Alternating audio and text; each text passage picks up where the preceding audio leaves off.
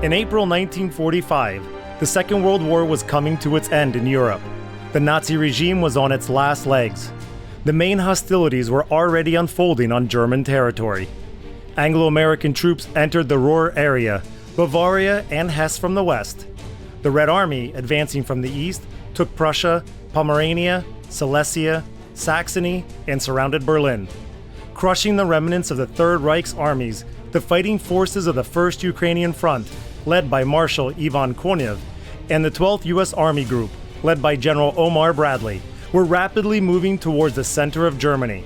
In accordance with the agreements between the leaders of the anti-Hitler coalition, Soviet and American troops were to meet on the Elbe River.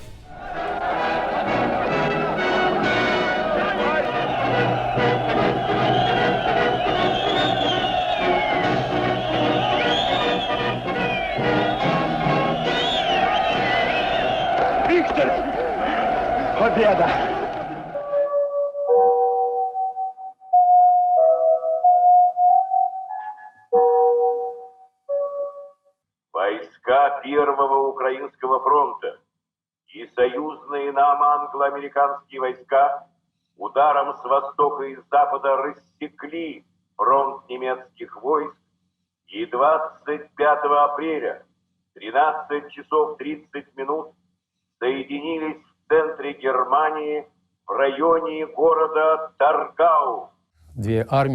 Two armies, American and Soviet ones, had traveled different paths before that long-awaited meeting took place. The link-up on the Elbe embodied the spirit of such true alliance. Despite the fact that both the Soviet Union and the United States saw the future of post-war Europe differently, yet the fight against Nazism united the two nations to achieve the main goal, ridding the world of this brown plague, and they reached this common goal. The history of World War II accurately records the place, date, and even time of the link-up between Soviet and American troops. However, the fraternization of the soldiers on the Elbe lasted 10 days. There were numerous link-ups, each of them being important in its own way. In this film, we'll cover 5 link-ups in different cities on different days and even in different years, but they all were imbued with the spirit of soldierly brotherhood and hope for a lasting and happy peace.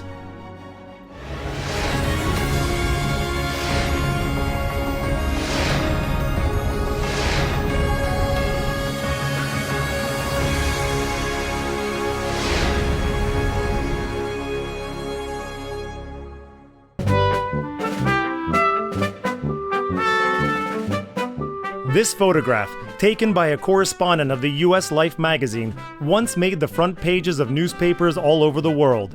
Today, no publication devoted to the historic Soviet and American link-up can do without it. Pictured are U.S. Army 2nd Lieutenant William Robertson and Red Army Guards Lieutenant Alexander Silvashko. They were the first representatives of the Allied armies to shake hands on the Elbe. Both Silvashko and Robertson remembered that meeting as a real adventure. However, it did not begin with handshakes and hugs, but with shelling. 25th of April, 1945, Germany, eastern bank of the Elbe, the vicinity of Torgau. Silvashko told, "The morning of the 25th of April, 1945 was warm and sunny. The scent of lilacs was drowning out the smell of gunpowder and metal. There was absolute silence. To us, accustomed to the rumble of guns, this seemed somehow unnatural, and we suddenly felt that the war was ending. Suddenly, the Germans showed up on the other side of the Elbe. They were dressed in unfamiliar uniforms that Silvashko had never seen before.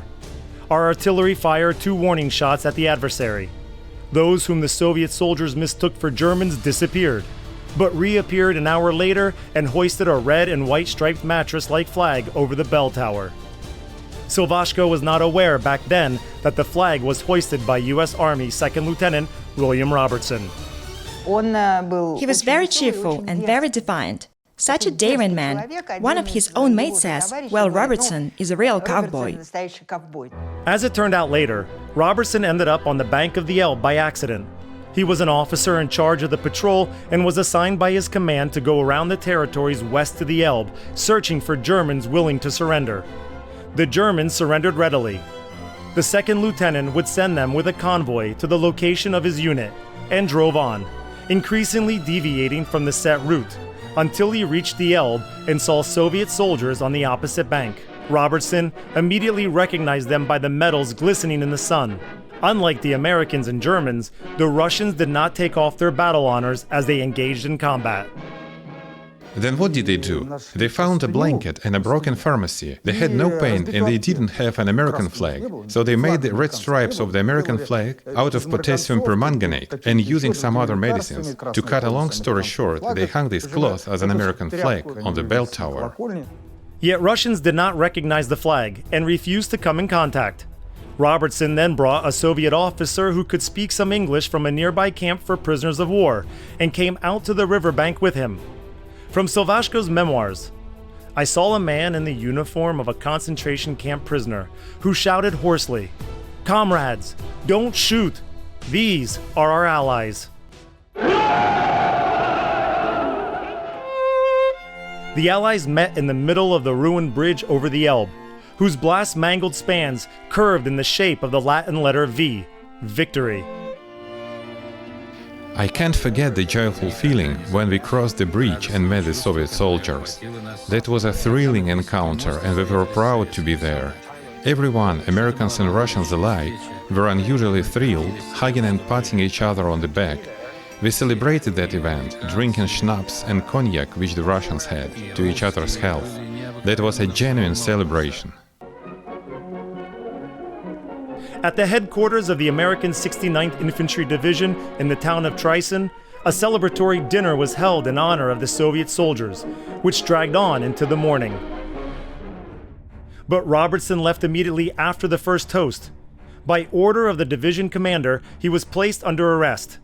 By his unauthorized actions, the second lieutenant jeopardized the agreements between the Allies, whereby the Red Army was not to cross the Elbe, while the U.S. Army was not to go further than the western bank of the Elbe's tributary, the Mulde River.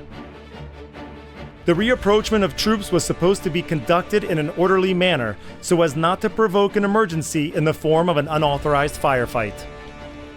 I have to say that in the war history there has probably never been such a thing that the Allies had almost no joint operation after all. The troops didn't know each other, they could not identify each other, there was no experience in that respect. Lieutenant Robertson was lucky not to be court-martialed. General Omar Bradley himself stood up for him. The commander forgave the negligent officer, because after all, it was thanks to him that the historic meeting, which everyone was looking forward to, did happen. In his memoirs, General Bradley lamented that the American troops arrived at the Elbe 12 days ahead of the Red Army and were bored waiting for the late arriving Russians. But he forgot to tell us that the Americans were marching through Germany almost unhindered. The Germans surrendered to them by whole divisions, while burgomasters hurriedly handed them the keys to their cities. On the other hand, our troops were breaking through to the Elbe with heavy fighting. To them, the war was, even American historians have noted that, while a kind of sport, dangerous as it was, but a sport, it's not like we perceived it, a kind of life and death struggle. General Alexei Zhadov, commander of the 5th Guards Army, responded to Bradley's lamentations as follows in his memoirs. The Americans waited 12 days for us. We'd been waiting for them 2 years and a half. For 2.5 years, the Red Army had been waiting for the Allies to open a second front in Europe, and waited until it was no longer actually needed. It's no coincidence that even the soldiers would utter a joke as they opened American canned food. They used to say, well, let's open a second front. A joke as it was charged with political overtones. That's why neither Alexander Silvashko nor the men of his platoon recognized the Americans. After so many years of waiting, the Allies seemed like mythical characters, almost fairy tale-like figures to our soldiers. 25th of April 1945, Germany. Western bank of the Elbe, the vicinity of Raisa.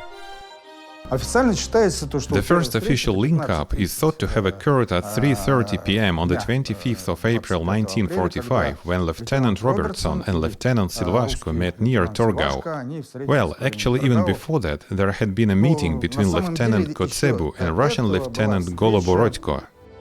Albert Kotzebu and Grigory Goloborodko were frontline scouts. Kotzebu commanded a platoon and Goloborodko was in charge of a company. They had met a few kilometers outside the town of Raisa 4 hours before Silvashko and Robertson met in Torgau. Their meeting was not accidental. It was planned and very much expected. Kotzebue and Goloborodka were scouting the location of the Allies by order of their command centers. Kotzebue also had a personal interest in this matter. He believed he had Russian roots. The Kotzebue is an old German clan that settled in Russia. One of his ancestors, August Kotzebue, was a very famous playwright. He had many sons. One of them, Otto Kotzebue, made several rounds-world voyages, including one with Krusenstern. One of the straits in the Alaska area is named after him. Looking at the Soviet soldiers and officers, Albert Kotzebue was enthusiastic about the fact that his ancestors had served Russia as valiantly as those Soviet guys decorated with medals and insignia. They said how good, how valiant you are in beating the Germans. We were looking forward to meeting you. That was a sincere confession indeed. Memories of the Elbe veterans on the American side are very emotional. Yet the Soviet participants of the link-up spoke about it with restraint, their style being a little tight. And when they tap you on the shoulder and say, "Hi there, you're such a cool guy, it's great that we've met," maybe these emotions were not so high because these emotions peaked when they performed their combat exploits. That's when the emotions ran high. By the time of the Elbe link-up, Senior Lieutenant Goloborodka had been 1,400 days at war. He went to the front as a volunteer in the first days of the war, survived the retreat of 1941, participated in the Battle of Stalingrad, and then step by step, meter by meter, reclaimed his native land from the enemy. And passing through the country ravaged by the Nazis, cities in ruins and burnt villages, through the pain, sorrow, and wail of ordinary Russian people, he reached the Elbe. By the 25th of April, Lieutenant Kotzebue had only 72 days of combat time, had not participated in any serious battle, and had not suffered even a light wound. The Elbe link-up became the main event in his frontline biography. After shaking hands with the Soviet soldiers, Kotzebue came up with an idea. Guys, let's vow right now to do everything in our power to preclude wars on Earth. And they swore an oath. Absolutely everyone remembered that amazing feeling and hoped for a lasting peace. As long as we are alive, and as long as we are here now, and as long as we are experiencing this relief, let's hope that peace would be lasting. On the evening of the 25th of April 1945, reports on Soviet and American troops linking up on the Elbe reached the White House, Downing Street, and the Kremlin. On the 27th of April 1945, the world's radio stations broadcast the addresses by the three leaders of the anti-Hitler coalition countries, who referred to the Elbe link-up as an epochal event that marked the end of the war in Europe. In Moscow, fireworks were staged to honor the Elbe link-up, 24 volleys from 324 guns. The festivities took place in Times Square, New York City. While in Germany, thousands of Soviet and US soldiers and officers were fraternizing on the banks of the Elbe between the towns of Torgau and Raisa. Communication was unrestricted by the command. Nevertheless, the US Department of Defense did provide its military with instructions. Early in 1945, a brochure was released for American officers, above all, on how to behave in case of an encounter with Russian troops. Make sure you shake hands with the Russians, because they love that as a sign of hospitality. When, for example, you attend some concert and they have many concert brigades on the Russian front, if you like it, abstain from whistling, which could be your habit in America. Clap your hands instead. This is a must. The language barrier did not prevent the soldiers from telling each other about their lives and operational record, showing photos of their wives and children, or exchanging gifts. Слушайте, у вас есть рубль? Рубль? Да. Вот червоный. О, подарите его мне, как память нашей встречи на Эльбе. Только напишите что-нибудь. А я вам доллар. Примите этот американский вездеход, для которого нет преград во всем мире. Этот червонец дороже миллиона, ибо дружбу солдат нельзя купить ни за какие деньги. Хо-хо. The most popular Soviet souvenir was stars from the wedge caps, whereas the most popular American souvenir was cigarettes. Some of our soldiers saw them for the first time, occasionally lighting them up on the filter side, and marveled at the fact that they smoked cotton wool in America. However, everybody equally liked the American brandy and the Russian vodka. In those days, we were drunk day and night, US veterans later recounted, but not from the wine. but from happiness. It seemed to us that friendship between the USA and the USSR would last forever, for we are very much alike. Americans knew what they were talking about. They read about the similarities between our nations in the aforementioned instruction issued by the Department of Defense. The Soviet Union is a huge country with boundless territories, and America is also a large country with vast expanses. Here in America we have black people, the indigenous Indian population, European migrants. Yours is also a multi-ethnic nation. We are open, they are also open, we are people of action, and they are also people of action. Today, as we read these lines, we can hardly believe our eyes. Could it be that they thought we have so much in common, but they indeed believed in what they said? As regards the differences between the soldiers of our two nations, these were few and far between. The Americans were surprised to see the shiny waxed belt plaques and the iron uniforms of the Soviet military. Why try so hard? It's not like we're on parade, they asked. Ours in turn were bewildered at American laxity and lack of discipline. The 27th of April, 1945, Germany, eastern bank of the Elbe, the village of Verdau. The link-ups on the Elbe took place by rank. At first, the privates and commissioned officers, then the commanders of divisions, corps, armies. Major General Gleb Baklanov, commander of the 34th Guards Rifle Corps, was commissioned by the front commander Marshal Konev with the organization of receptions for the top brass.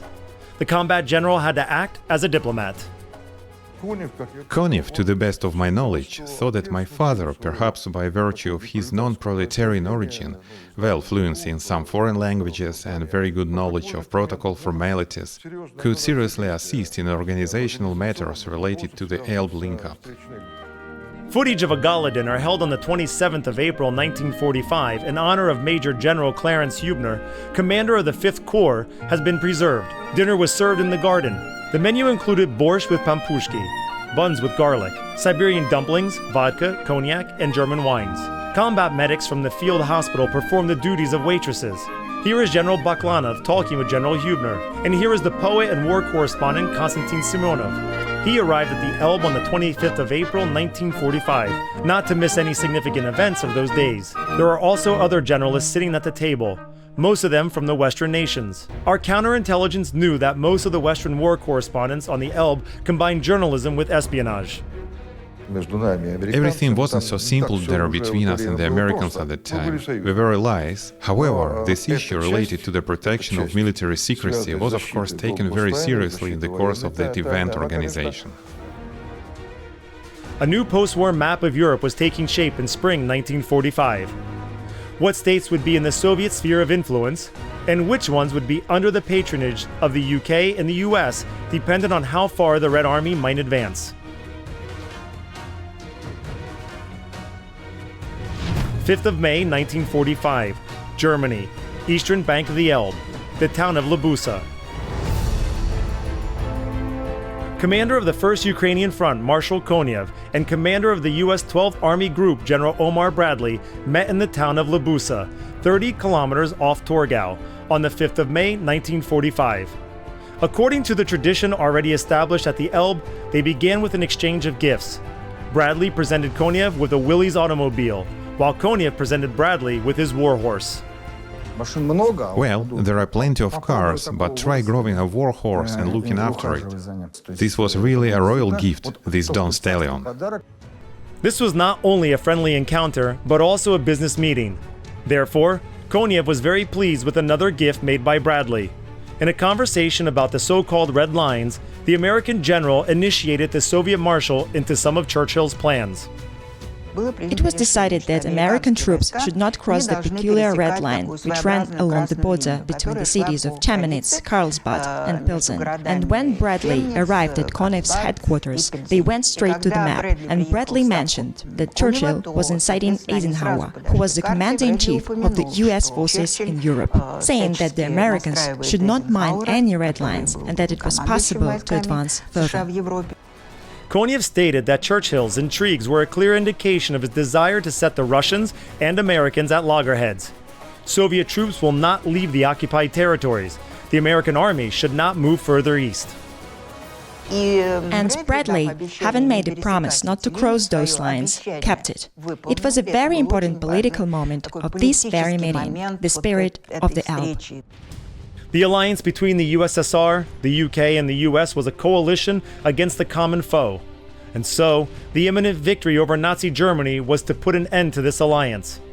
On the banks of the Elbe River, they were still toasting peace and friendship, while at the very top, on Churchill's personal orders, with the tacit approval of the new US President Harry Truman, they were already planning a war against the Soviets.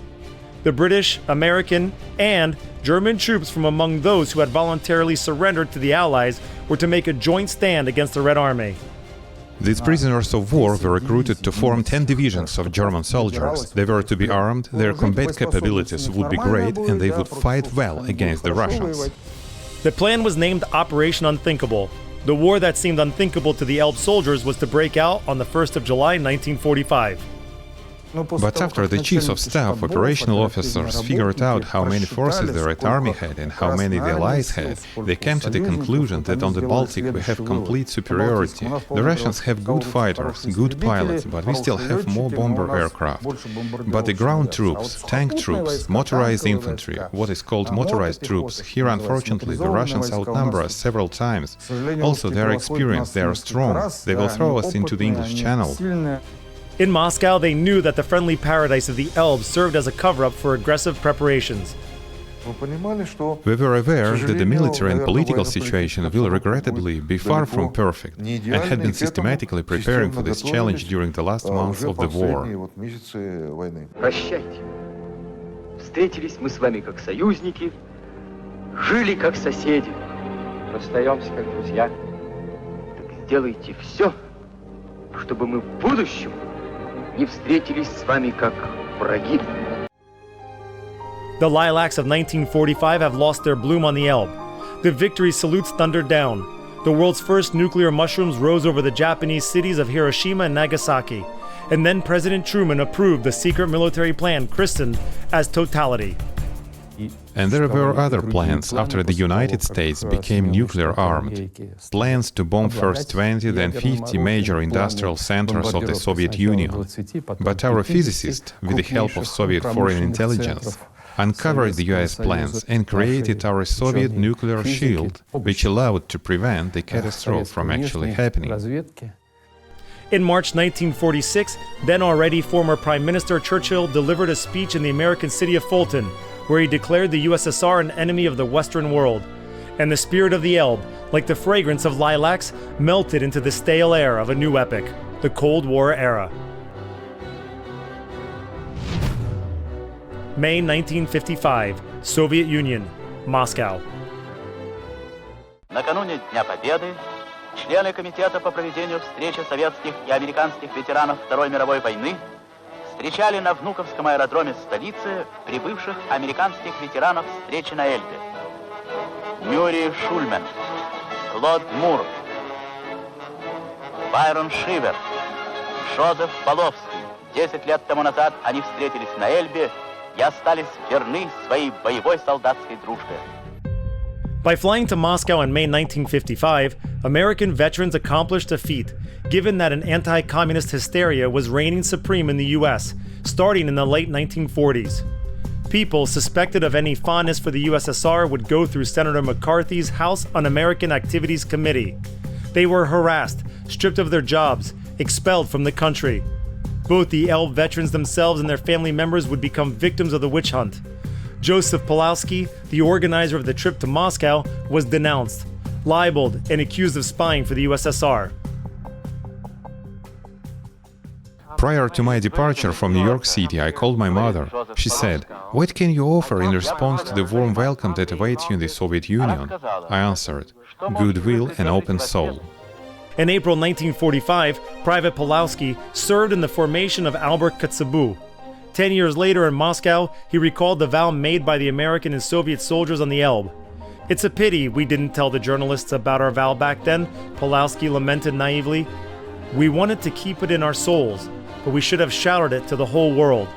And then I'm sure the relations between our nations would still be friendly now." The Konev family archive contains a letter that Pawlowski wrote to the Soviet marshal. And he repeats in this letter many times that he wants this memory to be preserved, that we should remain true to this oath on the Elbe.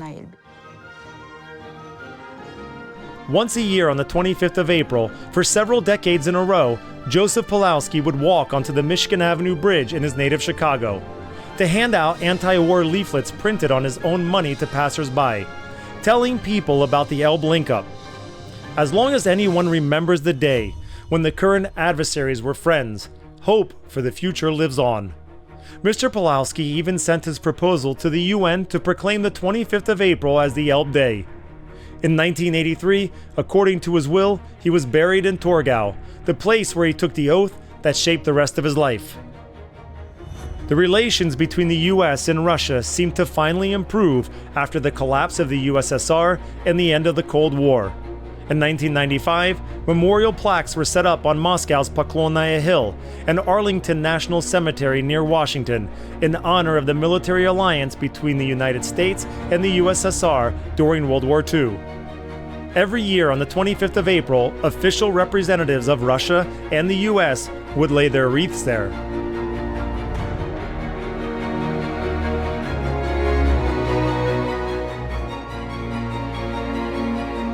Time went by. The gilding on the granite faded. The bronze would be covered with patina. The relations between Russia and the United States has again stricken a bad patch. As regards the current military and political leadership of the United States, to them, the spirit of the Elbe is an unpleasant concept. They step aside of this spirit because they see it as a reminder of the period when the role of the Soviet Union was recognized as the leading within the coalition.